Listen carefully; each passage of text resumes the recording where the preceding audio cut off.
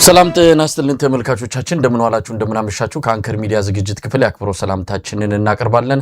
አብይ አህመድ በቅርቡ በተደረገው የህዝብ ተወካዮች ምክር ቤት የመጨረሻ የስብሰባ መርሃ ግብር ላይ ኢኮኖሚያዊ ጉዳዮችን ማንሳቱ የሚታወስ ነው። ያነሳቸው የኢኮኖሚ ጉዳዮች አብዛኞቹ የውሸት ሪፖርቶች መሆናቸውንና በኢትዮጵያ ላይ መሬት ላይ የማይታዩ እንደሆኑ ነው በተለያዩ መረጃዎች ማረጋገጥ የተቻለው። ከአብይ አህመድ የኢኮኖሚ መረጃዎችና ትንታኔዎች ጋር በተያያዘ ባለሙያዎችን እያነጋገርን እንደሆነ ይታወቃል። ለዛሬም ፕሮፌሰር ተሾመ አበበን በዚህ ጉዳይ ላይ እንግዳ አድርገናቸው ይዘን ቀርበናል። ከዚህ በተጨማሪ ወቅታዊ የሆኑ የተለያዩ ኢኮኖሚያዊ ጉዳዮችን እናነሳለን። አቶ ማሞ ምህረቱ የቀድሞ የብሔራዊ ባንክ ገዢ ተናገሩ የተባለው እና ሰሞኑን በሰፊው እየተሰራጨ ስላለው ቪዲዮ ባጭሩ አስተያየታቸውን እንዲሰጡ እናደርጋለን። አብራችሁን በመቆየት ዝግጅታችንን እንድትከታተሉ ግብዣችን ነው። መልካም ጊዜ።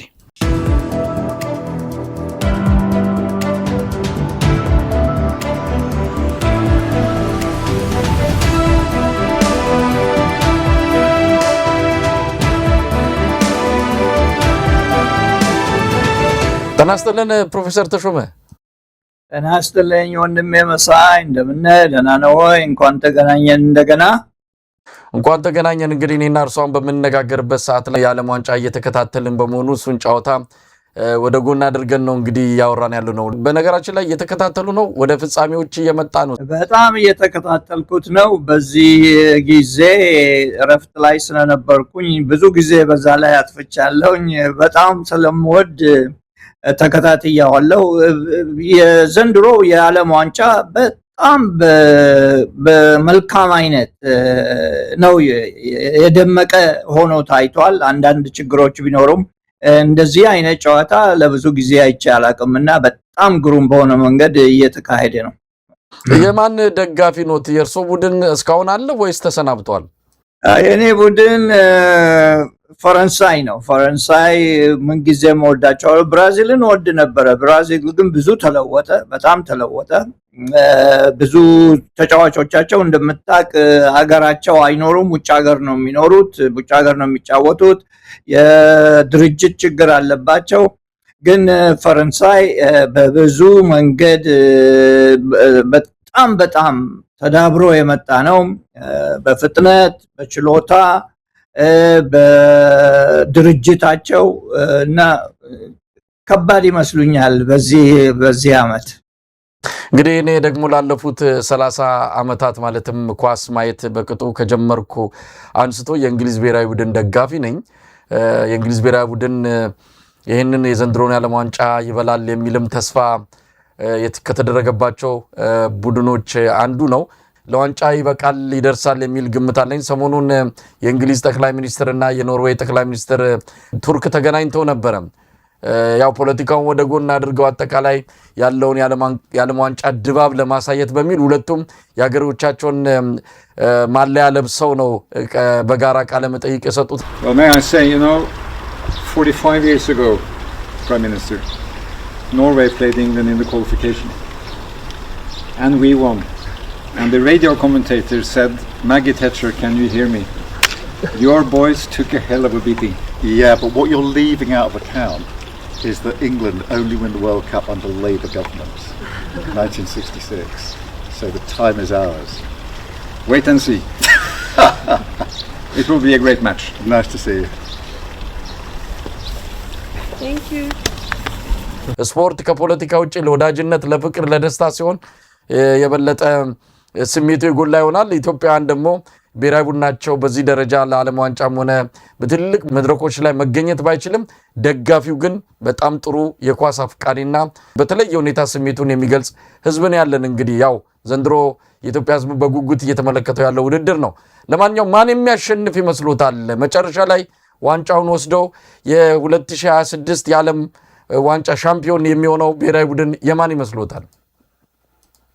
ይህንን ለመተንበይ ያስቸግራል። ነገር ግን በፕራክቲስ ስናየው፣ በልምድ ስናየው እና ምናልባትም በጠቅላላ በችሎታው ስናየው ብዙዎቹ ኃይለኛ ተጫዋች የሚባሉት ሁልጊዜ ኳሷን አይነኩም።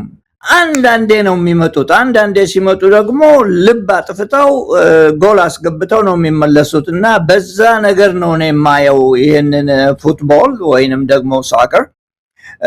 ምናልባት ፈረንሳይ ይወስዳል ባይ ነኝ። የሚያስቸግራቸው ቡድን ቢኖር ስፔን ነው። ነገር ግን ስፔን ደግሞ ጉድለት አለበት በዚህ ዓመት። ፈረንሳይ ይወስዳል ባይ ነኝ እኔ። ያው በጁላይ 19 የሚጠናቀቅ ይሆናል። ለማንኛውም መልካም የውድድር ዘመን እንዲሆንላቸው ወደኛ ውይይት እንምጣና ቀደም ሲል ያልኳቸውን ርዕሰ ጉዳዮች እናነሳለን። አብይ አህመድ በፓርላማ በቅርቡ ተገኝቶ በርካታ ከኢኮኖሚ ጋር የተያዙ ጉዳዮችን አንስተዋል። በቀላሉ በእናንተ በኢኮኖሚ ባለሙያዎች ብቻ ሳይሆን በተራው ማህበረሰብም ዘንድ ከኢኮኖሚ እውቀት ጋር ብዙም ግንኙነት የሌለው የማህበረሰብ ክፍልም ምን ያህል ሰውየው የውሸት ሪፖርቶችን እያቀረበ እንዳለ አስተያየት እየሰጠ ነው። እንግዲህ ባለፉት 2-3 ቀናት እየዘለቀው ወደዛ ከመሄድ በፊት ግን የአቶ ማሞ ምህረቱን የቀድሞ የብሔራዊ ባንክ ገዢን ከአንድ ወር በፊት የተሰጠ ቃለ መጠይቅ ይመስለኛል። ከጊዜው ሁኔታ እንዳየ ነው እሱ ቃለ መጠይቅ አሁን ላይ ለምን ትኩረት እንዳገኘ ግራ የሚያጋባ ነው። በተወሰነ ደረጃ የአብይ አህመድን አገዛዝ ኢኮኖሚ አንዳንድ ገጽታዎች ለማንሳት ሞክሯል። ነገር ግን በዚህ ደረጃ ተጸጽቷል፣ ትልልቅ መረጃዎችን አውጥቷል ብሎ ለመግለጽ የሚቸግር ይመስለኛል እኔ እንዳየሁት። ግን እርሶ ቪዲዮን ተመልክተውታልና ምን አዲስ ነገር አለው? ማሞ ምህረቱ የነገረን ነገር አለ አዲስ ነገር? አቶ ማሞ የነገረን አዲስ ነገር የለም። በዚህ ቪዲዮ ላይ የሆነው እንደሚመስለኝ አንድ የልማት ወይም ዲቨሎፕመንት ፎረም አለ። ያ የልማት ፎረም እሱን ለማነጋገር ፈልገው 2-3 ሰዎች ያነጋገሩበት ሁኔታ ነው። አቶ ማሞ የገለጸው በምን አይነት መንገድ የኢኮኖሚክ ሪፎርሙን እንዳካሄዱ፣ ምን ቅደም ተከተል እንደሰሩ፣ ከዚያም በላይ ደግሞ አስፈላጊ የሆኑ ነገሮችን አስቀድመው ማስቀመጣቸው፣ ለምሳሌ ፕላኑን ከማስቀመጣቸው በፊት የደሞዝ ጭማሪ እናደርጋለን ብለው መናገራቸውን፣ ይሄም ኦፍ ኮርስ ሁኔታውን ለማመቻቸት እንደሆነ የሚያስረዳ ነው። ከዚያም በላይ ደግሞ ምኑ ነው የመጀመሪያ የሚሆነው መቼ ነው ምኑ ነው ከዛ የሚቀጥለው ምኑ ሲኩዌንስ ይባላል። በዚህ ሲኩዌንሱ ላይ ምኑ ይቅደም ምኑ ይከተል የሚለውን በደንብ መርምረን አጥንተን ያስቀመጥነው ነው የሚል ነው። አዲስ ነገር የተናገረው የለም። መሳይ ትንሽ ማብራሪያ ሰጠ ስለ ፕሮጀክቶች አዋሳ ያለው በየቦታው የተሰሩት ማኒፋክቸሪንግ ፕሮጀክቶችን ስለነሱ አላማቸው ምን እንደነበረና ከውስጥ ሁኔታ ጋራ ያልተገናኙ መሆናቸውን ከመግለጽ ሌላ አዲስ ነገር ምንም ነገር አላየሁበትም። ጥሩ ሰርተናል፣ ጥሩ አድርገናል ለማለት የሞከረበት መድረክ ነው በእኔ አስተሳሰብ። አንድ የተጨመረ ነገር ቢኖር እችል ልበልና አቆማለሁኝ። የኢትዮጵያ ሪዘርቭ ወይንም ደግሞ ቀማጭ ሀብቷ ወደ በ6 እጥፍ ወደ ላይ ወጥቷል ብሎ ተናግሯል። ጠቅላይ ሚኒስቴሩም ይሄንን ፓርላማ ላይ ደግመውታል። ሪዘርቭ ይባላል ይሄ ሪዘርቭ እንግዲህ ኢምፖርት ከውጭ የሚመጣውን ለመሸፈን የሚያስችል ነው። ለኢትዮጵያ ለ3 ሳምንት ያህል ነበራት አንድ ጊዜ እና አደጋ ላይ ነበረ። አሁን ወደ 3 ወር ደርሷል ያ ሪዘርቭ እና በዚህ ላይ የሪፎርሙ ውጤት ነው ብሎ ተናግሯል። በዚህ ላይ ያልጨመረው ነገር እዚህ ላይ ኢትዮጵያም ውስጥ የማይነገርበት ጉዳይ ሪዘርቭ ሲባል ኤክስፖርትን ለመሸፈን ብቻ አይደለም። አዲሱ ኢኮኖሚክስ የሚያሳየው የሚጠይቀው ጥሩ ደረጃ ላይ ናችሁ ለማለት ኢምፖርት ወይንም ደግሞ ከውጭ የሚመጣውን ለክፍያ ያላችሁ ገንዘብ በቂ ለ3 ወር በቂ መሆኑን ብቻ ሳይሆን በዛን አመት ለምትከፍሉት ዕዳ የሆነ ወይንም ደግሞ በዛ አመት መክፈል ያለባችሁ ለምሳሌ በ2025 በ2026 በ2027 በዛች አመት ባላችሁበት አመት ለመክፈል የተበደራችሁትን መክፈል ትችላላችሁ ወይ የሚል ጥያቄ የሚጨምር ኢኮኖሚክስ ነው አሁን ያለው እና እንደ ድሮ የኢምፖርት መሸፈኛ ብቻ አይደለምና አሁንም አደጋ ላይ ናቸው። አሁንም ችግር ላይ ናቸው። ለዚህም ደግሞ ችግር ላይ ናቸው ስል መሳይ አሁን በዚህ በሁለት ቀን 15 ጁላይ 15 ላይ 180 ሚሊዮን ብር መክፈል ይኖርባቸዋል ለዛ ለዩሮ ቦንድ እንደምታውቀው ብር ነው ዶላር ነው ዶላር ይቅርታ ዶላር መክፈል አለባቸው እና ያንን ለመክፈል ችሎታ አላቸው ወይ የምናየው ነው የመጀመሪያው ፈተና እሱ ነው በኔ በኩል ችሎታ ያላቸው ይመስለኛል ምክንያቱም IMF $480 ለቆላቸዋል ከዚህም በላይ ደግሞ እንደምታውቀው ጠቅላይ ሚኒስቴሩ ያላደገ ነገር ኢትዮጵያ ውስጥ የለም ሁሉም ነገር አድጓል ሁሉም ነገር እንነጋገርበታለን ሁሉም ነገር አድጓል ስለዚህ ገንዘብ ይኖረናል ለማለት ፈልገው ነው በብድሩ ምክንያት የ180 ሚሊዮን ዶላር መከፈል አለበት ከዚያም በላይ ደግሞ አንዳንድ ጥቃቅን ነገሮች አሉ ካነሳው ስለ ብድሩና ስለ ስምምነቱ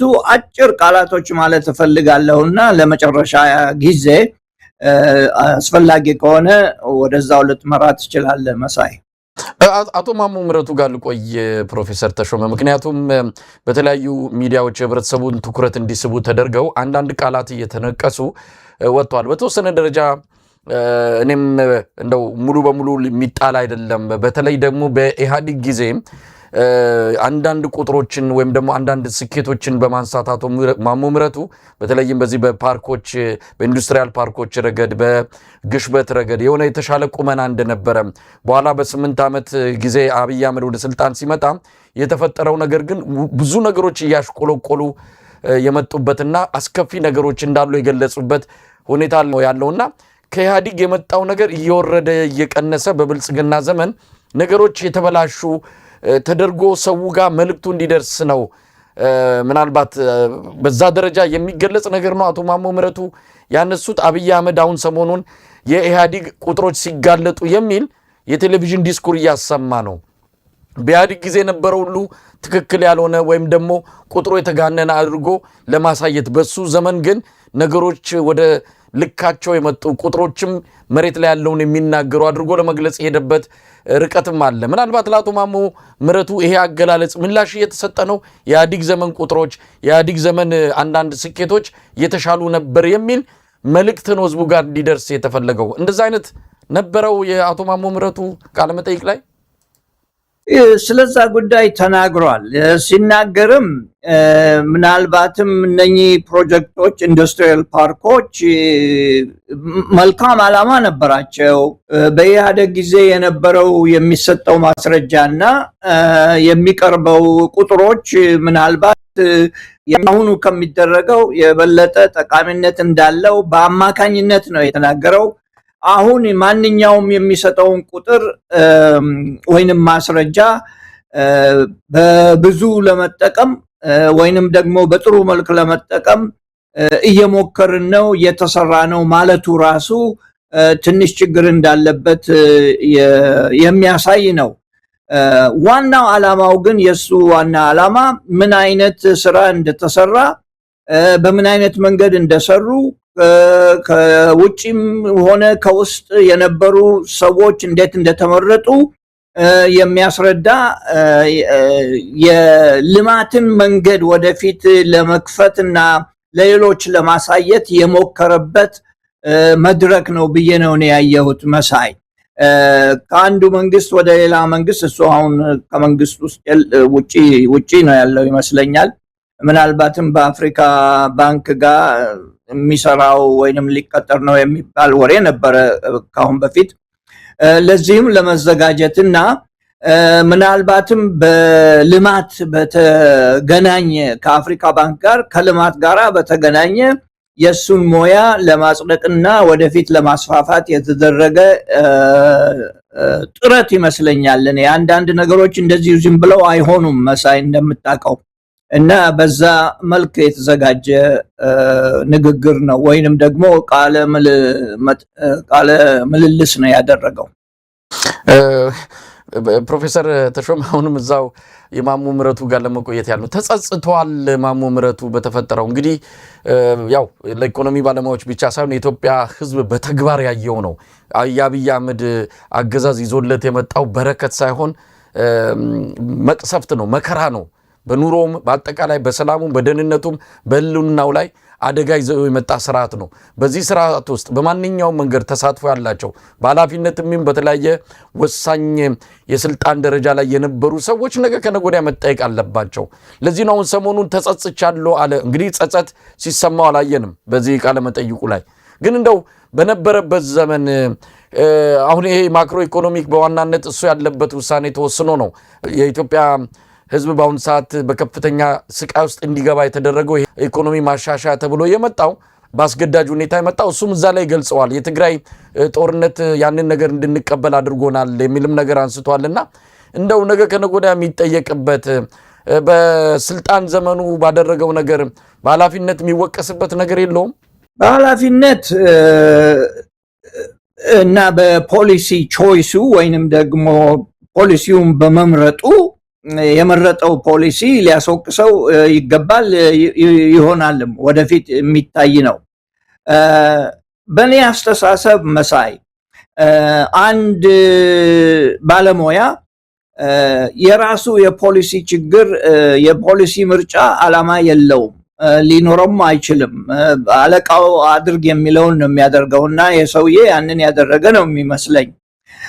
ምናልባትም ካለው ትምህርትና ካለው ዝግጅት አንስቶ ምክር ሰጥቶ ሊሆን ይችላል እና ምክሩን ስላልተቀበሉትም ሊሆን ይችላል እና ብዙ ምክንያታዊ ነገሮች ሊኖሩ ይችላሉ።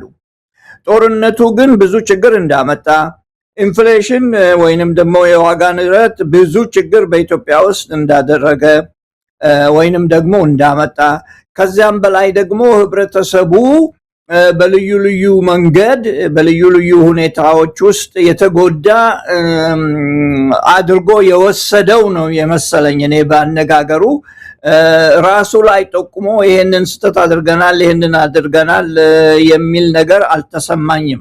ይሁን እንጂ ጸጸትም አልተሰማኝም። የሚለው ግን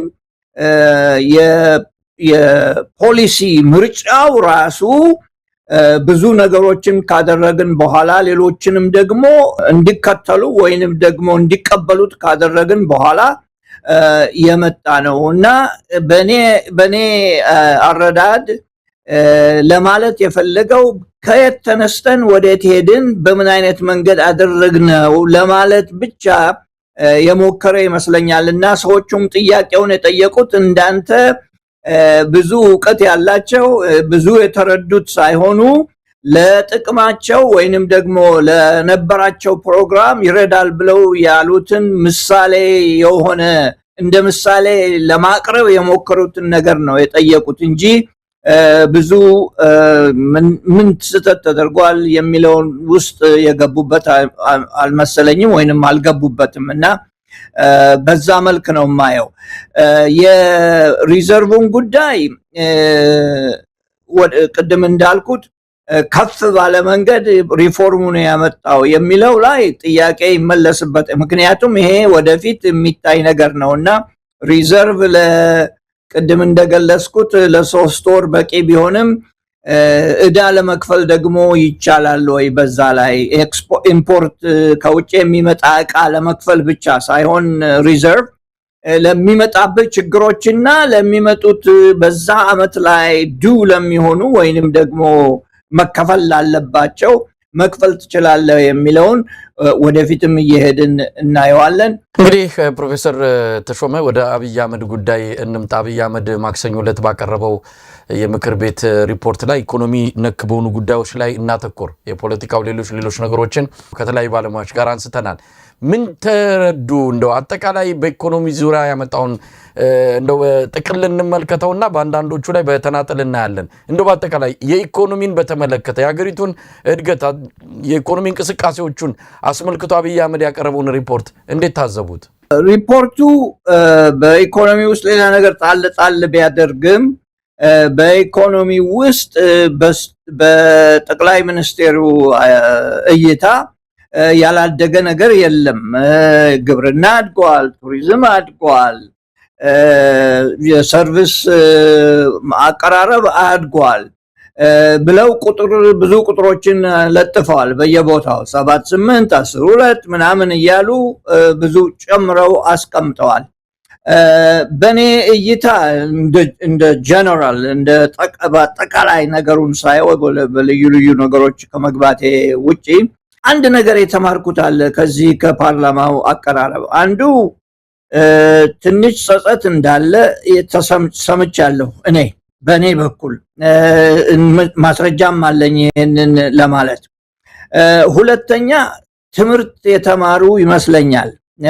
ጠቅላይ ሚኒስቴሩ ትምህርት የተማረ ይመስለኛል። ትምህርቱም የመጣው ይቅርታ ይደረግልኝና በአንተ በኔ ሌሎች ሁሉ ከሚናገሩና ከሚያቀርቡ ከሌሎች ጋራ ከምታደርገው ግንኙነት ገለጻ ከሚሰጡት የመጣ ትምህርት ይመስለኛል እኔ። ኦኬ እነኚህ ሁሉ ነገሮች እየተባሉ እንዳውም እነኛ ኢኮኖሚስቶች ዝም በሉ ሲሉ መልሱን ለኛ መስጠታቸው ለውጭ ላለነው ወይም ኢትዮጵያ ውስጥ ላሉ ኢኮኖሚስቶች መልስ መስጠታቸው ይመስለኛል። ትምህርት ያለበት ይመስለኛል። ከዚያም በላይ ግን ብዙ ነገሮች እንዳልተሰሩ ብዙ ነገሮች ችግር እንዳሉ ተቀምጠዋል በዚህ ማስረጃ ባቀረቡት ላይ። ለምሳሌ እንበል ክልሎች የራሳቸውን ገቢ ማምጣት ወይንም ደግሞ ማቅረብ አልቻሉም የሚለው አንድ ችግር ነበር። ብዙ ጊዜም ተነጋግረንበታል። ይሄ ፌዴራሊዝም የሚባለው ጉዳይ ክልሎችን ጥገኛ ነው እንጂ ያደረጋቸው ራሳቸው ስራ እንዲሰሩ ያደረገበት ነገር የለም እየተባለ ሲነገር ቆይቷል። ከዚያም በላይ ደግሞ የዋጋ ንረት ከፍተኛ ነው። የዋጋ ንረት ብዙ ችግር አምጥቷል። ከዛም በላይ ደግሞ አንተም እኔም ስንለው የቀረብነው በዚህ ሪፎርሙ የሚጎዱት ድሆች ናቸው ስንል ከርመን አሁን ድሆችና ሀብታሞች ብዙ ተለያይተዋል መባሉ በፓርላማ ፊት እኔ ትምህርት የተማሩበት ወይንም ደግሞ ጸጸት እንዳለ የሚያሳይ ይመስለኛል። የተጸጸቱ ይመስለኛል። ይሄ ይሁን አይሁን አላቅም። ነገር ግን ይህንን ባሉበት አፋቸው ደግሞ ኢትዮጵያውያኖችን መከፋፈል ጀምረዋል። በዚሁ በኢኮኖሚው ሆነ በፖለቲካው መከፋፈል ጀምረዋል። ለሱም ማስረጃ የምሰጠው 40% የኢትዮጵያ ከዘራ የሚሄድ የማይረባ ጥቅም የሌለው ለኢኮኖሚ እንደዚህ ይባላል ጥቅም የሌለው 60% ደግሞ ለሃጫም ብለው አስቀምጠዋል። ይሄ በጣም በጣም የሚያሳዝን ለአንድ ኢትዮጵያ ኢኮኖሚን ለመገንባት ለሚፈልግ መሪ ህዝቡን በዚህ አይነት መንገድ መከፋፈልና እንደተለመደው የፖለቲካ ጥቅም ለማግኘት የሚደረግ ሁኔታ በጣም የሚያሳዝን ሆኖ አግኝቻለሁ። በሱ ብቻ አይደለም የሚከፋፈለው፣ በሃይማኖትም ለመከፋፈል ኢትዮጵያ ውስጥ የሌለ ነገር አምጥተው ኢትዮጵያ ውስጥ በታሪካችን ብዙ የሃይማኖት ችግር አለ ሲባል ከየት እንደመጣ አላቅም። ይሄም ደግሞ ለመከፋፈል የተደረገ የተንኮል ስራ መሆኑ ከኢኮኖሚው በላይ ሆኖ አግኝቻለሁኝ። እና በእርዳታ ይሄ መጣ በንግድ ይሄን ያህል አገኘን የሚለው ቁጥሩን በምንም አይነት መንገድ እኔ እያንዳንዱን ወስጄ መሳይ እኔም አንተም ልንመልሳቸው አንችልም። ምክንያቱም ቁጥሩ ከየት እንደመጣ አናቅም፣ መረጃው ከየት እንደተሰበሰበ አናቅም። እኔና አንድ የኢትዮጵያ ውስጥ ያለ ኢኮኖሚስት አሁን ስንለዋወጥ ነበረ በዚህ ጉዳይ ላይ። በምንም አይነት መንገድ መሳይ በምንም አይነት መንገድ ጠቅላይ ሚኒስቴሩ ያሉት እውነት ነው ለማለት አንችልም። ምክንያቱም አይነ ስውር ስዕል እንደመሳል ያህል ነው ያለ መረጃ መሄድ። በአይነ ስውር ስዕል ለመሳል ያስቸግረዋል ለማየት ስለማይችል ማለት ነው። የኢትዮጵያም ኢኮኖሚ በእንደዛ ፕላንድ የሆነ በእንደዛ አይነት ፖሊሲ የተቀረጸ ስለሆነ ቁጥሩ ከየት እንደመጣ በምን አይነት ማስረጃ ወይንም ደግሞ ሁኔታ እንደተሰበሰበ ስለማናቅ ልክ እንደ ፓርላማው አንድ 3 ሰዎች አጨብጭበው ነበረ ታስታውስ እንደሆነ ፓርላማው ላይ ኢትዮጵያ 10.2 ታድጋለች ሲባል በእድገት ላይ ብቻ መሆን የለበትም መሳይ ቁጥሩ የሚሰጠው ቁጥር ወይንም ደግሞ ለኢትዮጵያ ህዝብ የሚቀርበው አደገ ብቻ አይደለም ምክንያቱም ያ የፖለቲካ ስራ ነው እንጂ የኢኮኖሚ ስራ አይደለም አደገ አዲሱ የኢኮኖሚ ስራ አዲሱ የኢኮኖሚክስ ህግ ባይለዋወጥም የኢኮኖሚክስ ህጎች አንድ 10 ናቸው እነሱ አይለዋወጡም በምንም አይነት ዘዴው ግን ይለዋወጣል እና አዲሱ ኢኮኖሚክስ ማደግን አይደለም የሚመለከተው አሁን ምናልባት ይሄንን ለህዝብ ማሰራጨታችን ጠቃሚ ይመስለኛል it's not bigger it's better ነው የአዲሱ ኢኮኖሚክስ better ሲባል ምንድነው ከልማት ወይንም ከእድገት ሁሉም ሲካፈል ነው የሚቋደሰው በሙሉ ደሃውም ሀብታሙም ሲሆኑ ነው በደሃና በሀብታም መካከል ትልቅ ሀይቅ እየሰራ ኢኮኖሚ ያደገ ማለት ዋጋ የለውም ያ የድሮ አስተሳሰብ ነው የቆየ አስተሳሰብ ነው እኛ ሽማግሌ ስለሆንን ወይንም ደግሞ ብዙ ኤክስፒሪየንስ ስላለን ሁሉንም ነገር አይተነዋል የዳሰስነውም ነገር ነው እና ምናልባትም አዲሱ ኢኮኖሚክሱን ቢከተሉ ጠቃሚ ያለው ይመስለኛል አደገ ብቻ ዋጋ ስለሌለው ለማለት ፈልጌ ነው መሳይ እንደው ፕሮፌሰር ተሾመ ወደ ሌሎቹ ዝርዝር የኢኮኖሚ ጉዳዮች አብይ ካነሳቸው ወደዛ ከማለፌ በፊት አሁን እኛ ሽማግሌዎች ሲሉ ትዝ ስላለኝ ነው አብይ አህመድ ከናንተ ሽማግሌዎች ምክር ልንጠይቅ እንችላለን እንጂ በፖሊሲ ማውጣትም ሆነ በስልጣን ላይ ፈጽሞ እንዳታስቡ የሚል አነጋገር በጣም ያስደነግጣል እውነት የርሶን አስተያየት አላቅም አሁን በስተርጅና ብዙ አስፈላጊ አይደለም የኢትዮጵያ ፖለቲካ ከእንግዲህ በኋላ አዛውንቶችን ለምክር እንጂ ለፖሊሲ አመንጨት አትፈልግም እውነቴን ነው ምክር ብቻ ነው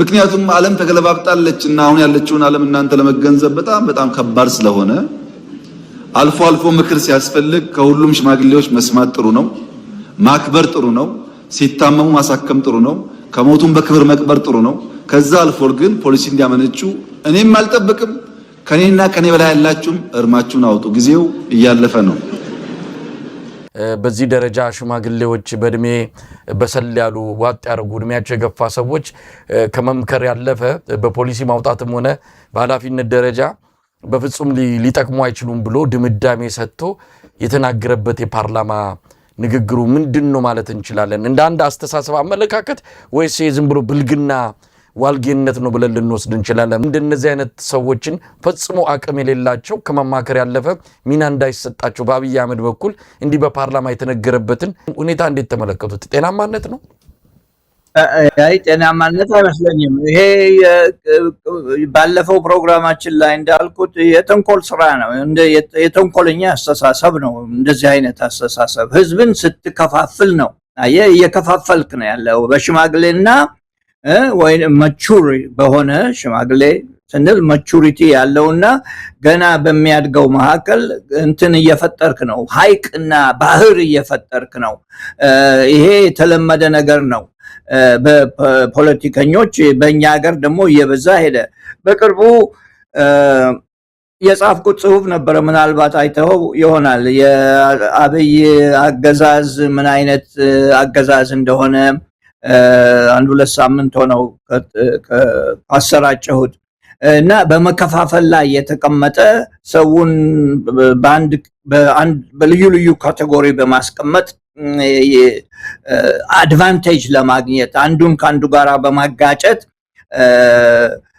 ለመጠቀም የሚፈልግ አይነት አገዛዝ ነውና በዛ መልክ ነው ያንን ያየሁት ፈረንጆች ምን ይላሉ መሰለህ ወጣቱ ህጉን ሊያውቅ ይችላል ሽማግሌው ግን ህጉ በምን አይነት መንገድ እንደማይሰራ ያውቃል ይላል ሁኔታው አንድን ወገን በሁለት በሶስት እየከፋፈልክ ለመቆየት ወይንም ደግሞ ስልጣን ላይ ለመቆየት የታሰበ ይመስለኛል እንጂ በኢኮኖሚ ውስጥ በማንኛውም ኢኮኖሚ ወጣትም ሽማግሌም የሚያበረክተው ብዙ ነገር አለ ሽማግሌም የሚሰራው ስራ አለ እውቀቱ ያለው ሽማግሌዎች ጋር ነው መሳይ እውቀቱ ያለው ሽማግሌዎች ጋር ነው ጉልበቱ ያለው ወጣቶች ጋር ነው። ያንን ማጣመር ይኖርብሃል። ጥሩ መሪ ያንን ማጣመር እንዲኖርበት እንዲችል ማድረግ አለበት ከመከፋፈል ይልቅ።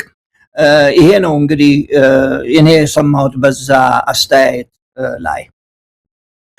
ፕሮፌሰር ተሾመ እንግዲህ ወደ ዝርዝር ጉዳዮቹ እንምጣ። ካነሳቸው ጉዳዮች አንዱ ለምሳሌ የ27ቱን ዓመት እኛ በአንድ ዓመት አሳካ ነው። ይህንንም ውጭ ንግድ አንጻር ነው የውጭ ገቢ በአንድ ዓመት ውስጥ አሳካ ነው የሚል ነገር አንስተዋል። ከ1984 እስከ 2000 ዓመተ ምህረት 17 ዓመት ኢትዮጵያን የሚያክል ሀገር ኤክስፖርት ያደረገው 11 ቢሊዮን ነው። የ17 ዓመቱን በአንድ ዓመት ማምጣት እድገት ካልሆነ ታዲያ ምን እድገት ይሆናል? ከ84 እስከ 2000 ያለ የኢትዮጵያ ኤክስፖርት ብትደምሩት 11 ቢሊዮን ዶላር። 17 ዓመት ሙሉ ኢትዮጵያ ኤክስፖርት ያደረገችውን ዘንድሮ በአንድ ዓመት አመጣ ነው። ይሄ የግለሰቦች ድል አይደለም፣ የመላ ኢትዮጵያውያን ድል ነው። ትልቅ ድል ነው።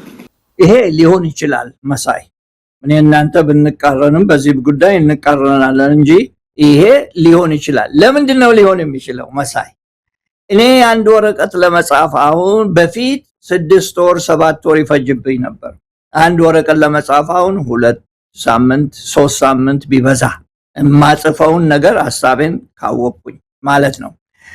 አንድ ቦታ ለመድረስ ተነስተው ለመሄድ አሁን ቀላል ነው። በአውሮፕላን መሄድ ትችላለህ፣ በአውቶቡስ መሄድ ትችላለህ። በበቅሎ መሄድ የለብህም፣ ወይንም ደግሞ በአሮጌ መኪና መሄድ የለብህም። ተለዋውጧል ለማለት ፈልጌ ነው። ከዚያም በላይ የትምህርቱም ነገር ተለዋውጧል።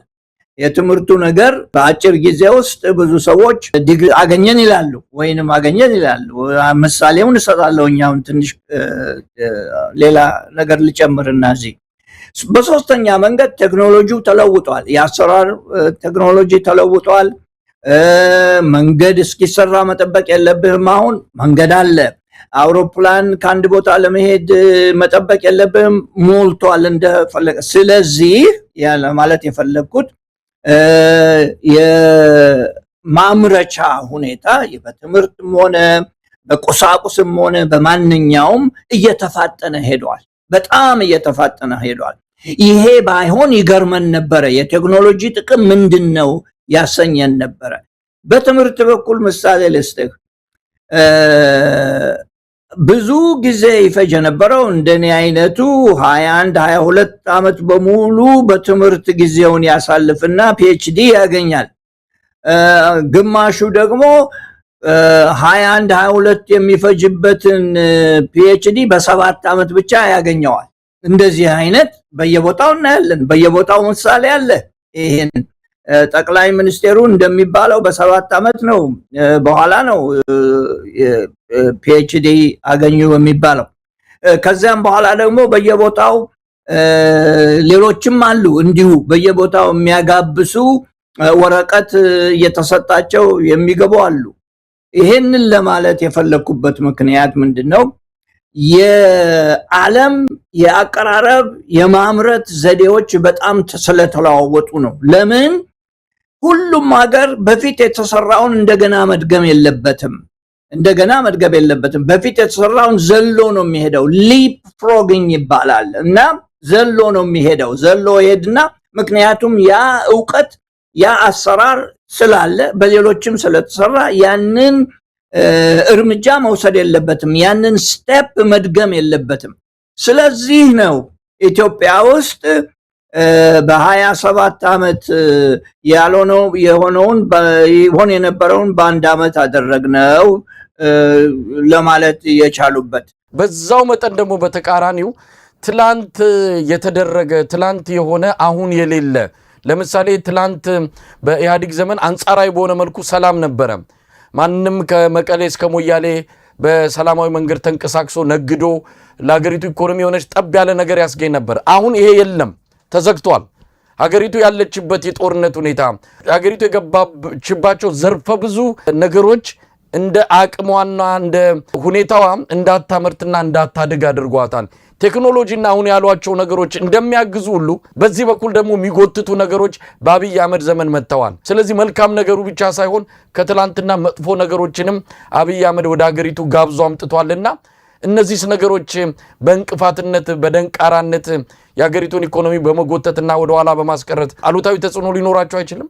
አዎ ትክክል። ይሄ የሚያመለክተው ያ አባባል በ10 ዓመት የሚሆን የነበረውን በአንድ ዓመት አደረግነው የሚለው አባባል እኔም አንተም ሌሎችም ሶሲዮሎጂስትም ሆኑ ፖለቲካል ሳይንቲስት፣ ጂኦግራፈር፣ ኢንጂነሮች፣ ቄሶች ሁሉ ይሉት የነበረው ትክክል ነው ማለት ነው። ኢትዮጵያ መስራት የምትችለው ነገር ነበረ፣ ግን በደንብ አልሰራችውም የሚል የሚያሳይ ነው፣ የሚያስተምር ነው። ሁኔታው የሚገልጽ ነው። ከዚያም በላይ ደግሞ መሳይ በ10 ዓመት የፈጀ የነበረውን በ2 ዓመት መስራት ካልቻል ምንድነው ዋጋው? ምንድነው ወደፊት መሄድ ማለት? ፕሮግሬስ ማለት ምንድነው? ፕሮግሬስ የለም ማለት ነው። ፕሮዳክቲቪቲ ወይንም ደግሞ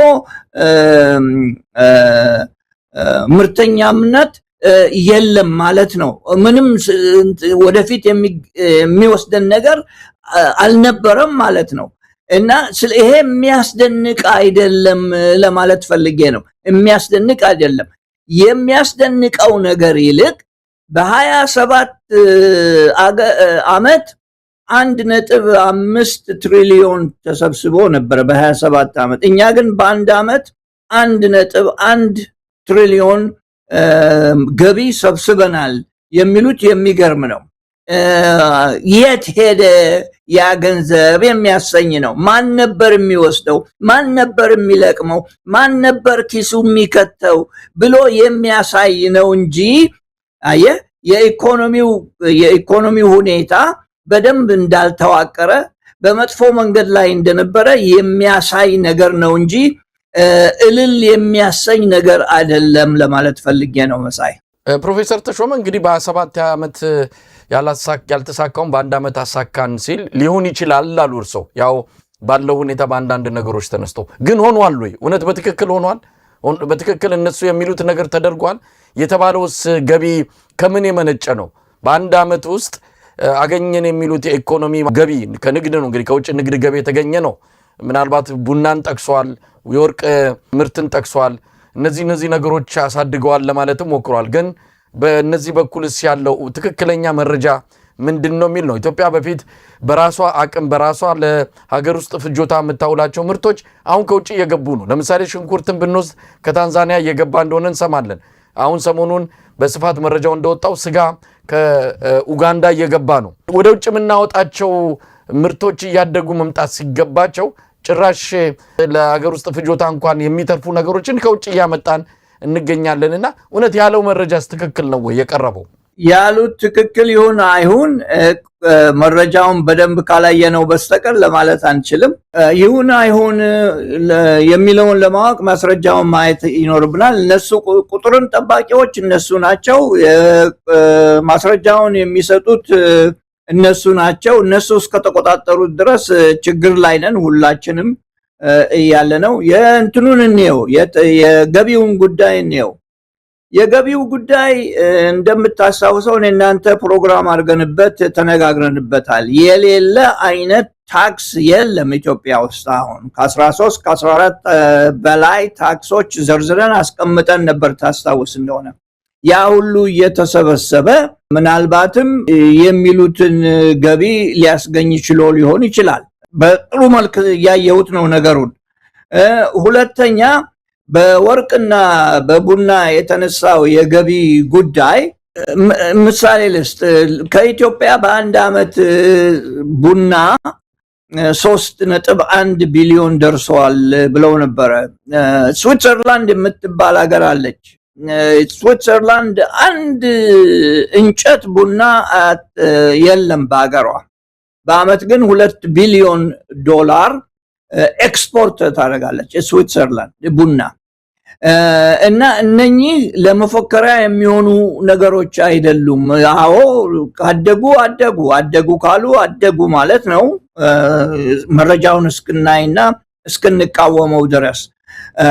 ነገር ግን አንዱ እሱ ነው። ሁለተኛ በወርቅ ጉዳይ የኮንትሮባንድ ነገር የተሻሻለ ይመስላል መሳይ። የኮንትሮባንድ የኢኮኖሚክ ፖሊሲ ብቻ ሳይሆን የጸጥታ ፖሊሲ ወይንም የኮንትሮል የቦርደር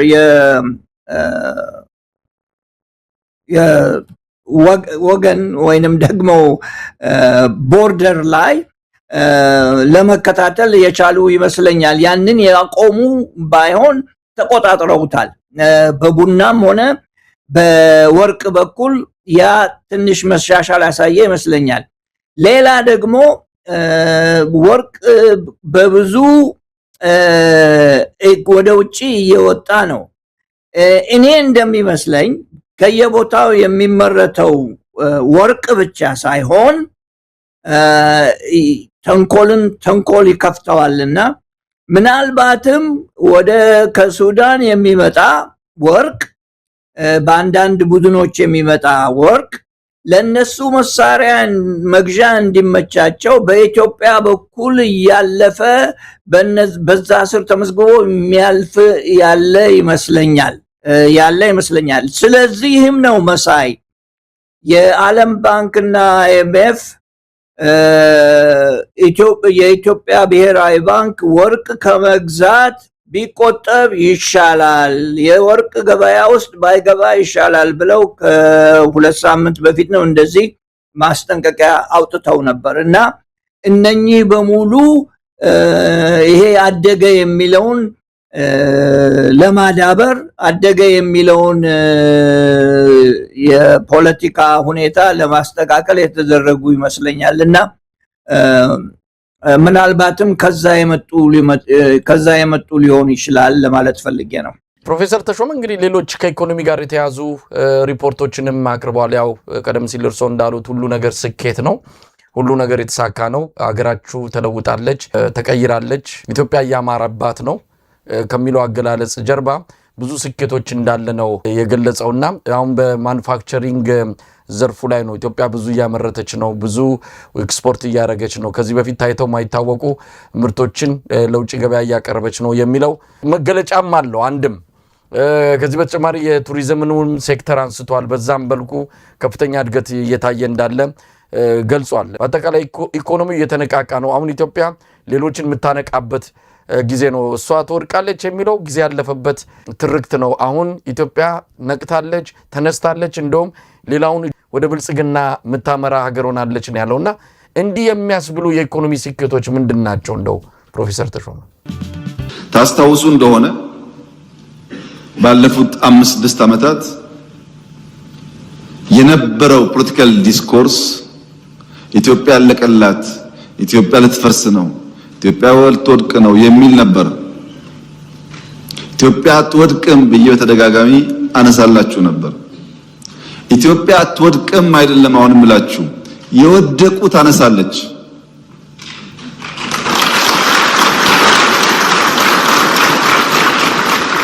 የወደቁ ታነሳለች፣ የተኙ ታነቃለች።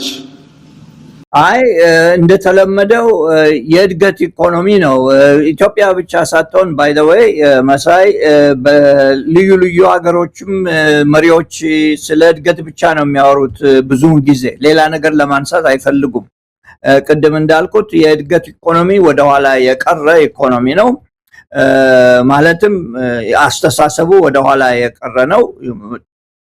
ቢገር ሳይሆን ቤተር ኢኮኖሚ ነው መደረግ ያለበት። በአንድ ኢኮኖሚ ውስጥ ክልሎች ወይንም ደግሞ ጠቅላይ ውጪ ከአዲስ አበባ ውጪ ያሉ ከፌደራሉ ውጪ ያሉ ገቢ መፍጠር ካልቻሉ መሳይ ስርዓቱ ገቢ እንዲፈጥሩ የማይፈቅድላቸው ወይንም ደግሞ የማያስችል ማለቱ ይሻላል የማያስችል ከሆነ ዲስፕሊን የሌለው አገር ከሆነ ጠቅላይ ሚኒስቴሩ እንዳሉ ይሄው አደገ ሲባል ዲስፕሊን የሌለው አገር ከሆነ ዲስፕሊን የሌለው ኢኮኖሚ ከሆነ በጀት ለታሰበበት ነገር የማይውል ከሆነ መሳይ በጀት ተሰጥቶ ለታሰበው ነገር የማይውል ከሆነ የምንፈልገውን እናቃለን ነገር ግን ቁርጥ አይደለንም ለመስራት የሚባልበት ኢኮኖሚ ከሆነ ሌብነት በስቷል ሌቦቹ መሐከላችን ነው ያሉት የሚባልበት ኢኮኖሚ ከሆነ እነኚህ ሁሉ ያሉበት ኢኮኖሚ ከሆነ በምን አይነት መንገድ ነው ኢኮኖሚው አደገ እየተባለ የሚወራው? አንድ ይሄ ነው። ሁለተኛው አንድ ቁጥር ከትንሽ ስትጀምር ትንሽ የጨመርክበት እንደሆነ የፐርሰንቱ ወይንም ደግሞ የእድገቱ ብዛት ከፍ ያለ ይሆናል። እያደገ ሲሄድ ደግሞ የእድገቱ ብዛት እያነሰ ነው የሚሄደው። የአሜሪካ ኢኮኖሚ ኢትዮጵያ አሜሪካ አይደለችም በ2% ያደገ እንደሆነ ትልቅ እሰይ ነው የሚባለው። ለምን ማደጊያው ቦታ የለውም። ቁጥሩ ደግሞ በጣም ከፍ ያለ በትሪሊዮን የሚታሰብ ስለሆነ በትሪሊዮን ላይ ብዙ ካልጨመርክ በስተቀር ፐርሰንቴጁ ትልቅ አይሆንም። በኢትዮጵያ ግን በሚሊዮኖች የሚታይ ስለሆነ ትንሽ የጨመርክበት እንደሆነ ከፍ ይላል። ይሄንን ለማዳበር ይሄንን ደግሞ ለማጋነን የሞከሩበት አቀራረብ ይመስለኛል። አይ ቲንክ በእኔ አስተሳሰብ ኢትዮጵያውያኖች እያሰቡበት ነው። በዚህ በኢኮኖሚው ጠቅላይ ሚኒስቴሩም እንዳለው እድገት ብቻ ዋጋ የለውም። ይሄ አዲስ ነገር ሆኖ አይቼዋለሁኝ እኔ። አዲስ ትምህርት ነው የቀሰሙት ማለት ነው። እድገት ብቻ ዋጋ የለውም ነገር ግን ሰው መግዛት ይችላል ወይ ብለው ተናግረዋል። ይሄንንም ብሎ ጠቅላይ ሚኒስቴሩ ተናግረዋል። ይሄን እኛም ያተኮርንበት ነገር ነውና ሰው መግዛት ካልቻለ ቤት ኪራዩን መክፈል ካልቻለ ልጆቹን ማስተማር ካልቻለ ለራሱ ምግብ በቀን በሳምንት የማይበቃው ከሆነ ደሞዙ ይሄንን የማይሸፍን ከሆነ የእድገት ነገር ልም ብሎ ይጥፋ፣ ዋጋ የለውም፣ ምንም የሚጠቅም ነገር የለውም። የሚጠቀሙት የተወሰኑ ሰዎች ሊሆኑ ይችላሉ። እሱም ጠቅላይ ሚኒስቴሩም እንዳለው መኪና ይሁት የሚነዳውን መኪና ነው ያሉት። እንዳውም አሁን ሳስታውስ የሚነዳውን መኪና ይሁት ነው ያሉት።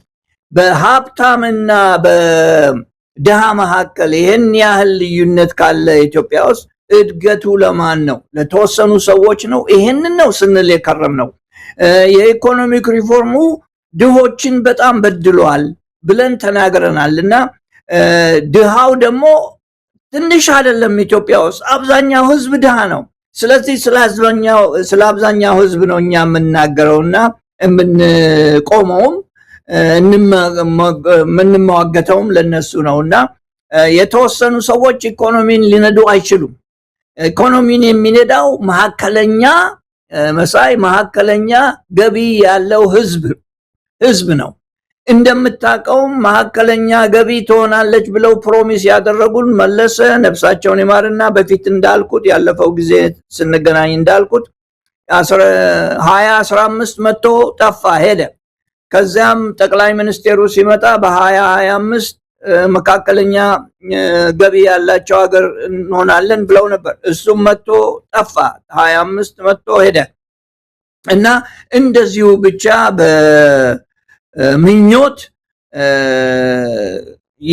የምንኖር ሀገር ሆነናልና የቀረበው አቀራረብ በፓርላማ ላይ ምኞትን የሚያሳይ ከዚያም በላይ ደግሞ ወደፊት ለታሰበው ነገር ምናልባት መመቻቸት ለማዘጋጀት የተደረገ አቀራረብ ነው ብዬ ነው የማየው። መሳይ ፕሮፌሰር ተሾም አሁን መጨረሻ ላይ ያነሱት የኢትዮጵያን መካከለኛ ገቢ ደረጃ ላይ በ2005 ደርሳለች የሚለው እቅድ መክሸፉን የዓለም ባንክ ያስታወቀበትን እናነሳዋለን። ፋኦም እንደዚሁ የጠቀሰው ነገር አለ። ኢትዮጵያን ከምግብ ሰብል ወይም ደግሞ ከምግብ ዋስትና ጋር በተያያዘ የሆነ ቦታ ለማስቀመጥ ምን ላይ ትገኛለች የሚለውን ለመበየን በቂ የሆነ መረጃ እንደሌለ ዳታ እንደሌለ በመግለጽ የአብይ አህመድን የፓርላማ የውሸት ሪፖርት ያጋለጠበት ሪፖርት ወይም ደግሞ ዘገባ ነው ያወጣው። ወደሱ መጣለው። ግን አንድም ኢኮኖሚውን ከሚለኩ ነገሮች ያ ኢኮኖሚ ምን ያህል የሥራ ዕድል ፈጥሯል የሚል ነው። አብይ አህመድ የሥራ ዕድል የፈጠረበት ወደ 5 ሚሊዮን ነው የጠቀሰው። ምናልባት ያ በአንድ ዓመት ይሁን የገለጸበትን በትክክል ሙሉን ፕሮግራም መስማት ያስፈልጋል። ግን 5 ሚሊዮን የስራ ዕድል የፈጠረ ኢኮኖሚ ነው በሚል በዝርዝርም ያስቀመጧል። አብዛኛው የጉልበት ስራ የሚሰራበት እነዚህ በመናፈሻ ስራዎች ላይ የሚቀጠሩትንም ጭምር የሚያካትት ወደ ውጭ ሀገር ወደ አረብ ሀገራት የሚላኩ በቤት ሰራተኝነት የሚያገለግሉ ኢትዮጵያውያንንም ሴቶች የሚመለከት ይመስላል። በአጠቃላይ ግን ስራ ዕድል የፈጠረ ኢኮኖሚ ነው ያለን ብሏል። ትክክል ነው ወይ? ራሱ መንግስት አገዛዙ ከዚህ በኋላ ስራ አልቀጥርም፣ መንግስት ቀጣሪ የሆነው ትልቁ አካል መንግስት እንደሆነ ይታወቃል። በአዋጅ በምክር ቤት ነው ስራ መንግስት ከዚህ በኋላ አይቀጥርም ብለው የገለጹት። አሁን ስራ መቅጠር የቻሉት ኢኮኖሚው አድጎ ነው ወይስ እውነት ትክክል እነዚህ የሚሏቸው ሰዎች ስራ አግኝተዋል? በሌላ በኩል ኢትዮጵያ ውስጥ ሰራተኛ እንጂ የጠፋው ስራ አልጠፋምም ብሏል። በዚሁ በሪፖርቱ ላይ የስራ ዕድል በሚመለከት በጣም ጥሩ ስኬት ካየንበት አመት አንደኛው ይሄ አመት ነው። በዚህ አመት በሀገር ውስጥ 4.9 ሚሊዮን ሰዎች ስራ አግኝተዋል። የውጭ የስራ ስምሪት ከ600 ሺህ በላይ ሰዎች ስራ አግኝተዋል። ኖርማል ስራ ሳይሆን ስኪልድ እና ሰሚ ስኪል ጨምሮ ማለት ነው፣ ፕሮፌሽናል ጨምሮ። በሪሞት ስራ ባልነው በቅርቡ በጀመርነው 40 ሺህ ሰዎች ስራ አግኝተዋል እዚህ ሆነው። በድምሩ ከ5 ሚሊዮን ሰው በላይ ስራ ያስገኘ ኢኮኖሚክ እንቅስቃሴ ነበረን። የስራ ዕድልን በተመለከተ 4.95 ሚሊዮን ሰዎች ስራ አግኝተዋል ተብሏል።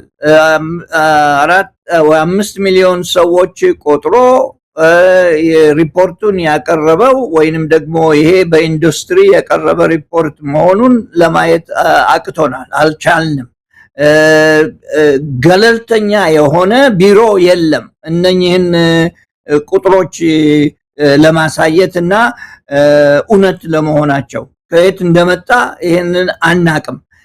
እንደሚሆነው በዋጋ ግሽበት ወይንም ንረትና በሰራተኞች ስራ ማጣት ላይ ገለልተኛ ቢሮ መኖር አለበት። ከጠቅላይ ሚኒስቴሩ ቢሮ ውጪ ገለልተኛ መኖር አለበት። ያ እስከሌለ ድረስ እነኚህ ቁጥሮች ትክክል ናቸው ለማለት አንችልም። ከዚያም በላይ ደግሞ 40 ሺህ ሰዎች በሪሞት ስራ አግኝተዋል ተብሏል። 40 ሺህ ሰዎች በሪሞት ስለሆነ ማንም እኔም አላቅም ማን እንደሆነ ማስረጃ ሊሰጡን አይችሉም። 40 ሺህ ሰዎች እንዲሁ ቁጥር ነው የተሰጠው እና በሪሞት ስራ ማግኘት ተችሏል ተብሏል። በግብርና በሰርቪስ እና በኢንዱስትሪ ብዙ ስራ ተገኝቷል ብለዋል ጠቅላይ ሚኒስቴሩ። በተጨማሪ በጠቅላላ ሲያሳዩት 13% እድገት ታይቷል በሰራተኛ ነው የተባለው። እንግዲህ 13% እድገት ከታየ ወይ በኢትዮጵያ ውስጥ የሚመረተው በአመቱ መጨረሻ ላይ ትልቅ መሆን አለበት፣ ወይንም ደግሞ እነኚህ ሰዎች እንደዚሁ ስራ ይዘው ደሞዝ የሚከፈላቸው ምናልባት ሊሆኑ ይችሉ ይሆናል። እንደዚሁ ያለምንም ስራ ደሞዝ የሚከፈላቸው ሰዎች ሊኖሩ ይችላል፣ ፔይሮል ላይ ብቻ ተቀምጠው ማለት ነው። ያንን የምናየው መጨረሻ በአመቱ መጨረሻ ምን ያህል ምርታማ እንደሆኑ ስናይ ነው። እነኚህን ሰዎች 13% ወደ ላይ ስራ ጨምሯል፣ ስራ አግኝተዋል ብሎ ይሄ ትልቅ ቁጥር ነው። 13% እውነት ከሆነ ትልቅ ቁጥር ነው። ምክንያቱም ኢትዮጵያ ውስጥ ብዙ ሰው ያለ ስራ ቢኖርም 13% በአንድ ጊዜ ለመጨመር ትልቅ ቁጥር ነው ለማለት እደፍራለሁኝ መሳይ። ይሁን እንጂ ግን በምን አይነት ስራ ነው እነኚህ ሰዎች ስራ ያገኙት? ምን አይነት ሁኔታ ነው ስራው ያለው? ምን አይነት ደሞዝ ነው የሚከፈላቸው? ደሞዝ ብቻ ሳይሆን ደግሞ የሚያወጡት ወጪ ምን ያህል ነው የሚለውን መታየት አለበት። ከዚህ ጋር የጠቃሚ ነው ለማለት ራሳቸውን መደገፍ ይችላሉ ወይ? ጠቅላይ ሚኒስትሩ እንዳለው ድሃው እየበረከተ ሄደዋል። ኢትዮጵያ ውስጥ 39% የነበረው 72% ድሃ ሆኗል። አሁን በማንኛውም ደረጃ በአጠቃላይ ደረጃ ሲታይ ይሄ በወደቀበት ቦታ ኢኮኖሚው እያደገ ነው የሚለው ጠቃሚነት የለውም። ሊያድግ ይችላል 1%፣ 2%፣ 3%። እሱ ጠቃሚነት የለውም። ያ ደግሞ እያደገ ከሄደ 5% አደገ እንበል ኢኮኖሚው፣ የህዝቡ ቁጥር በ6% ካደገ ዋጋ አጣ ማለት እኮ ነው መሳይ። የህዝቡ ቁጥር በዛው እኩል እያደገ ከሄደ አቅም አጣ ማለት ነው እድገቱ። ስለዚህ እድገቱ ብቻ አይደለም ዋናው መታየት ያለበት፣ ሰው ለኑሮው በቂ መተዳደሪያ ያለው ወይ፣ የድሃው ቁጥር እየቀነሰ ሄዷል ወይስ እየጨመረ ሄዷል የሚለው ነው ጥሩ ኢኮኖሚ የሚያደርገው። እነሱ መስራት ያለባቸው ያደገ ኢኮኖሚ ብቻ አይደለም፣ እሱ ብቻ መሆን የለበትም፣ ጥሩ ኢኮኖሚ እንዲኖር ማድረግ አለባቸው የሚል አስተሳሰብ ነው ያለኝ። እንግዲህ ፕሮፌሰር ተሾመም ዓለም አቀፍ ቁጥሮች ያው አብይ አህመድ እስካሁን ለሚያቀርባቸው የኢኮኖሚክ ስኬቶች ቀደም ሲል እርሶ እንዳሉትም ማረጋገጫ የለውም። አንዱ ማረጋገጫ እንደው የህብረተሰቡ የኑሮ ደረጃ ከፍ ብሏል ወይ ነው። ህብረተሰቡ ቢያንስ የተሻለ ከትላንት የተሻለ ነገር አግኝቷል ወይ ነው። በ27 ዓመት በ17 ዓመት ያላገኘነውን በአንድ ዓመት አገኘን ሲባል ሰው ባለፉት 27 ዓመት ሲኖርበት ከነበረ የሆነ ፈቅ ያለ ነገር ጠረጴዛው ላይ የሆኑ የሚበሉ ነገሮችና ትንሽ ችግሩን የሚያቃልል ነገር የተሻለ አግኝቷል ወይ የሚለው ነው መመዘኛ። ታዲያ ሁልጊዜ እንደሚባለው ኢኮኖሚ የሰው ልጅ ለውጥ ነው፣ ሌላ ነገር አይደለም። ከዛ አንፃር እንደው ቁጥርም ባንፈልግም በሰው ህይወት ላይ አይተን የአብይ አህመድን ሪፖርቶች መለካትና መመዘን እንችላለን። ነገር ግን አብይ እንዲሁ ምንድነው የሚባለው ዝም ብሎ አይኔን ግንባር ያርገው በቃ እኔ ብያቸዋለሁ አድገናል ስለዚህ ተቀበሉ አይነት ካልሆነ በስተቀር በምን ማስረጃ ሊያረጋግጥ በምን እንደው ማሳመኛ ነገሮች እንድናምን ሊያደርግ ይችላል የሚለው በጣም መነሳት ያለበት ጉዳይ ነው። እኛ ላመን ነው የህዝቡ ኑሮ ላይ ገለጽ ዓለም አቀፉ ማህበረሰብም የታለ ቁጥሩ አሁን ቀደም ሲል ወዳነሱትም ልመጣ ነው። እንግዲህ የዓለም ባንክ ኢትዮጵያ ወደ መካከለኛ ደረጃ እገባለሁ ብላ 2025 ላይ የታቀደው ከሽፏል የለም ነው ያለው። በጣም ትልቅ ሪፖርት ነው። አብይ አህመድ ምን ያህል ስኬታማ እንዳልሆነ ነገሮች ሁሉ የተበላሹበት እንደሆነ ማረጋገጫ የሚሆን ሪፖርት ነው። የዓለም አቀፉ የምግብና የእርሻ ድርጅት ፋኦም እንደዚሁ ዳታ አጣው ነው ያለው። ኢትዮጵያን ከዚህ ከምግብ ዋስትና ጋር በተያያዘ ልበይናት እዚህ ቦታ ላይ ነው ያለችው እዚህ ደረጃ ላይ ደርሳለች ወይም በዚህ ነገር ውስጥ ትገኛለች ለማለት የሚያስችል ዳታ የለም ነው። ዳታ አብይ ምላስ ላይ ብቻ ነው ያለው፣ ሌላ ቦታ ሊገኝ አልቻለም። ይህንንስ እንዴት አዩት? ሁለቱ ተቋማት ያወጡት ከዚህ በፊት ብዙ ድርጅቶች አውጥተዋል። ትክክል ነው ባልከው ሁኔታ እስማማለሁኝ። አንደኛ ስንለው የነበረው ማስረጃ የለም፣ ዴታ የለም፣ ወደፊት ይህንን እናሳምራለን ብለው ቃል ገብተዋል። ሊያሳዩን የሚሞክሩት ከዚህም ሄደው እያዩ የመጡ ኢትዮጵያ ወደፊት ገስግሳለች፣ ከዚያም ደግሞ ከዚህ ሄደው በፊት ከኛ ጋራ በኢህአደግ ላይ ያላቸውን አስተሳሰብ የምናቀው ሰዎች አሁን ሄደው መልካም ስራ እየተሰራ ነው ምናምን የሚሉ ብዙዎች አሉ። የነኚህ መልካም ዜና ማቅረብ ጠቃሚነቱ እስከዚህ ማለት ለፕሮፓጋንዳ ይጠቅም ይሆናል። ምክንያቱም የሚያምኑ ሁሌም ያምናሉ፣ ያላመኑ ደግሞ አሳየኝ እስቲ የሚለውን ይጠይቃሉ። እንደኔ አይነቱ ካላየው አላምንም የሚል አለ እና እቺኑ ኮሪዶር እየታጠፈች በውሃ በዝናብ እየታጠፈች የምትሄደውን ኮሪዶር ልማት እያለ እሷን ያቀርባል። ከዚያም ደግሞ በየቦታው የተሰሩ አንዳንድ የመዝናኛ ቦታዎች አሉ።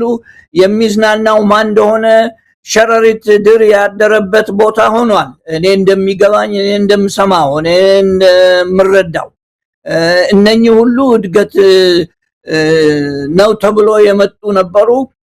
በጎርፍና በውሃ እየታጠቡ የሚሄድ ልማት ሲባል መሳይ እድገት ሲባል ከሰሪው ካመጣቸው ሰው እና ካመጣቸው መንግስት አልፈው ለሌላ ትውልድ የሚጠቅሙ ናቸው። ልማት የሚባለው እሱ ነው። አየህ ዛሬ ትንሽ መንገድ ሰርተ ነገ ከታጠበ ይሄ ልማት አይደለም። ይሄ ገንዘብ አጠፋህ ማለት ነው። የአገርን ሀብት በተንክ ማለት ነው ያለ ጥቅም። ልማት ሲባል ወደፊት ትውልድ የሚጠቀምባቸው ከሰራቸው ሰው እድሜ የበለጠ የሚቆዩ ከሰራቸው መንግስት የበለጠ አሳልፈው ብዙ መንግስትን የሚያስተናግዱ ነገሮች ናቸው ልማት የሚባሉት። ኢትዮጵያ ውስጥ ይህን ያህል ልማት በዚህ በብልጽግና አገዛዝ ብዙ አልታየ። የታየው ምንድነው? የሚሰሩ መንገዶች አሁን እየታጠቡ በክረምቱ እየታጠቡ ይሄዱ ብዙ ቪዲዮ እየወጣ ነው። ብዙ ቪዲዮ አይቻለሁኝ። በዚህ ላይ የተነሳ ሰዎች ይልኩልኛል። ይሄው እንደዚህ እየሆነ ነው፣ እየታጠበ ነው፣ ጎርፉ አስቸገረን፣ ቤታችን ገባ ምናምን ነው የሚሉት። የረሱት ምንድነው?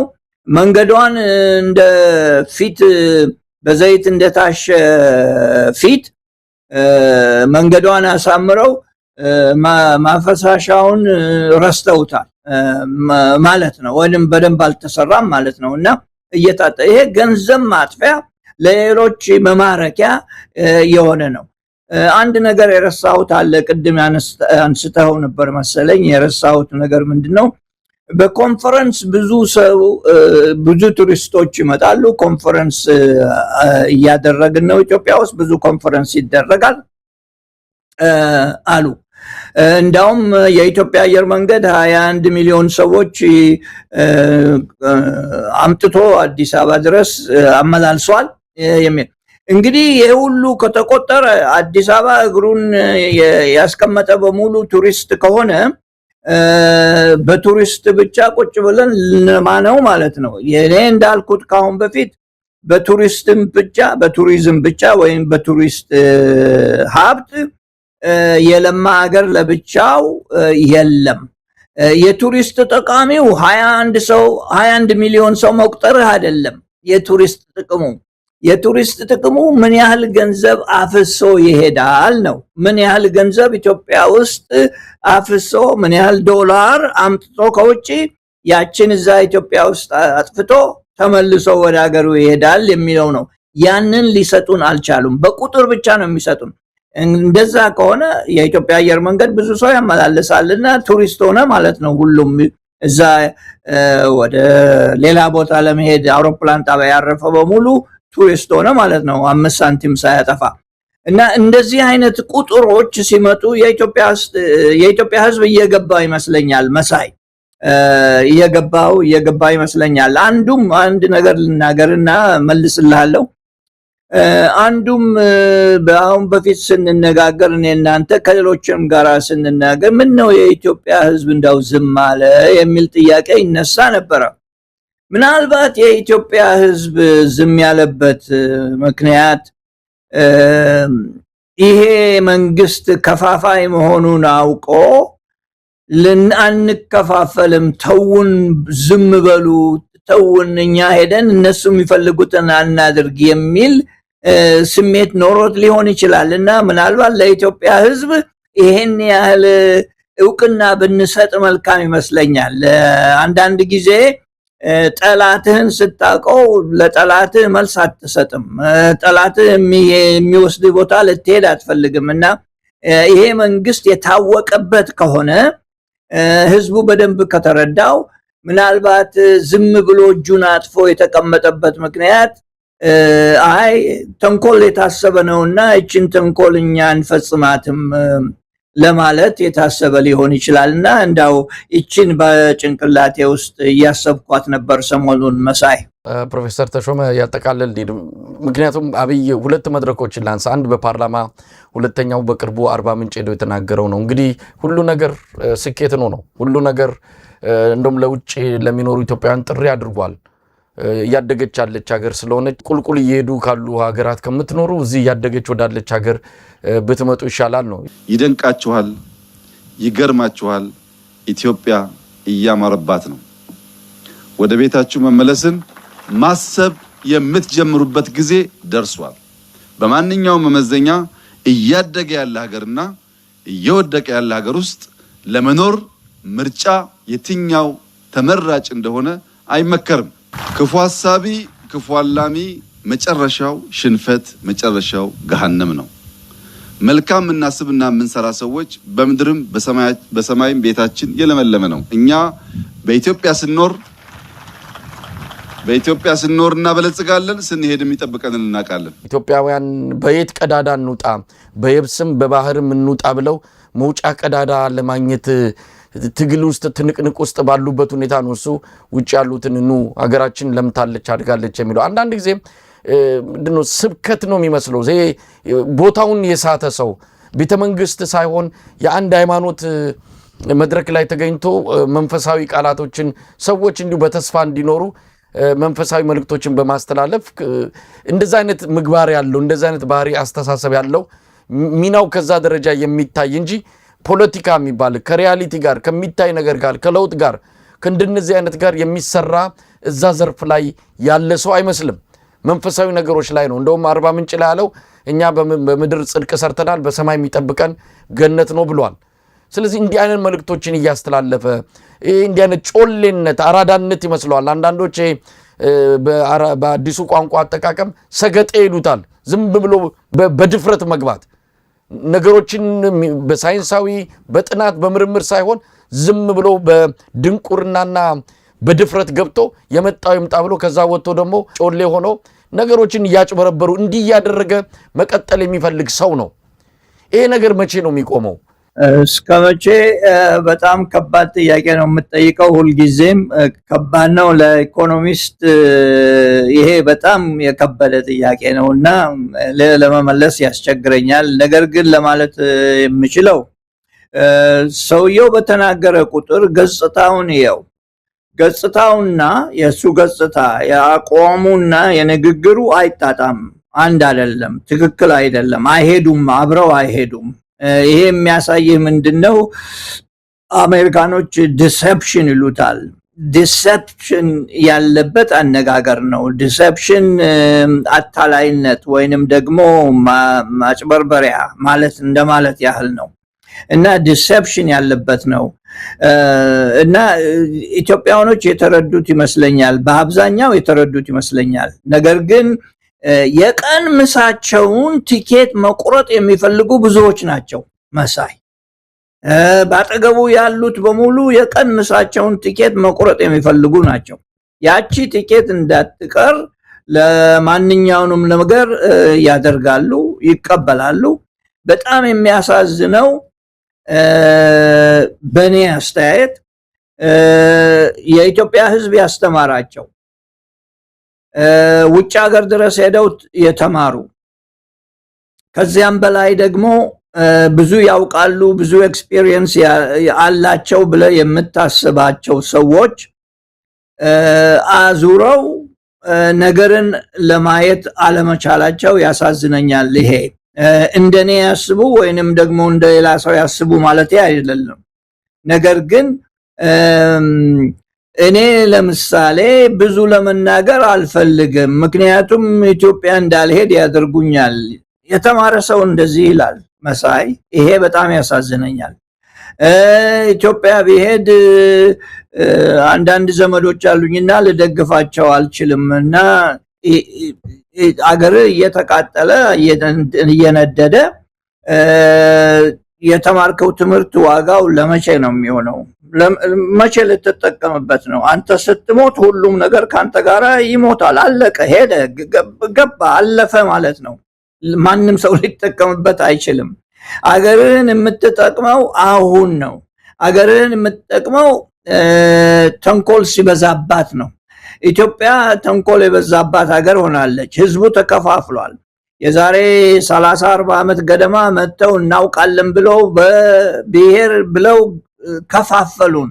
ያ ትክክል አለመሆኑን አሁን ህዝቡ ተናግሯል። ይሄ ትክክል አይደለም፣ ተለያየን፣ አንፈልገውም ብሎ ተናግሯል። ጥብቅ አድርገው ይዘውት ያሉት ጥቅማቸውን የሚጠብቁ ናቸውና እነኚህ ሰዎች መደገፍ የለባቸውም። እነኚህ ሰዎች ፀሐይ ማየትም የለባቸውም በእኔ አስተሳሰብና ተማርን ብለው የሚያስቡ ልዩነት ሊኖር ይችላል። አዎ፣ በአስተሳሰብ፣ በቴክኒክ፣ ወይንም ደግሞ በሜተድ በምንጠቀምበት ዘዴ ልዩነት ሊኖር ይችላል። እሱ ባህሪ የሰው ባህሪ ስለሆነ ነገር ግን በአንዳንድ ነገሮች ላይ መስማማት ያለብን ይመስለኛልና ያንን ለማድረግ አልቻልንም። ያንን ማድረግ ያለብን ይመስለኛል። አለበለዚያ የኛ ዕውቀት የኛ ኤክስፒሪየንስ በተለይ ደግሞ እዚህ አሜሪካን ያለነው ውጭ ሀገር ያለነው ልበል በጠቅላላው ያለን ኤክስፒሪየንስ ልምምድ በጣም ከፍተኛ ስለሆነ በሚሰራው ተንኮል ተሸንፈን ዝም ማለቱ ተገቢ አይመስለኝም በእኔ አስተሳሰብና እስከ መቼ ያልከው ያ እስኪለወጥ ድረስ እነኚህ የሚዘፍኑ ሰዎች ሊዘፍኑ ይችላሉ ለማለት ፈልጌ ነው። በጣም አመሰግናለሁ ፕሮፌሰር ተሾመ አበበ። እንግዲህ በወቅታዊው የኢኮኖሚ ሁኔታ በተለይም አብይ አህመድ በፓርላማ ያቀረባቸውን የኢኮኖሚ ሪፖርቶችን በተመለከተ የእርሶን አስተያየት የሰማንበት መድረክ ነበረ። በጣም ነው ማመሰግነው። እንደተለመደው ተመልካቾች ከእርሶ ማብራሪያ ከእርሶ መረጃ ብዙ ቁም ነገር እያገኙ እንዳለ ይነግሩናል። እንቀጥላለን ማለት ነው። እንግዲህ ምስጋናችን አሁንም ባሉበት ይድረሰው ፕሮፌሰር ተሾመ። በጣም አመሰግናለሁ ወንድሜ መሳይ። እንዳው እቺ ኳስ ጨዋታዋም ሳታልፍ ብታያት መልካም ነው። ትንሽ ብንወራረድ ጥሩ ነበር። ማን እንደሚያሸንፍ እኔ እናንተ በቴሌፎን እንወራረዳለን። እርሶ ምናልባት የሚሉትንም ብለው እንዳሉት በስልክ ተወራርደን አሸናፊውን የምናውቅ ይሆናል። እኔና እርሶ ደግሞ በስልክ ውጤቱን እንጨርሰዋለን። እሺ ወንድም አመሰግናለሁ መሳይ።